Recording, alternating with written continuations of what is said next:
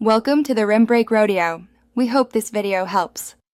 In this video, I will show you how to sign a PDF document on your Mac.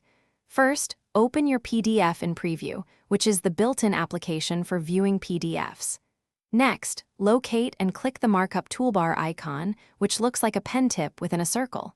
After that, click the Sign button, which is represented by a signature icon. This will open the signature creation options. Now let's create your signature. You have 3 convenient options. Use your trackpad, your iPhone or iPad, or your Mac's camera.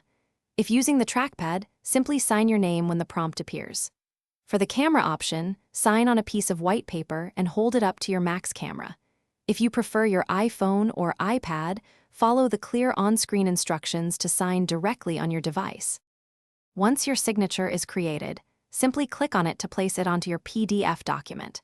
You can then easily drag the signature to reposition it precisely where you need it on the page. To adjust its size, use the blue handles located at each corner. Drag them to make the signature larger or smaller. Remember, you can create and save multiple signatures for various uses. The great news is that your signature is automatically embedded into the PDF as soon as you place it.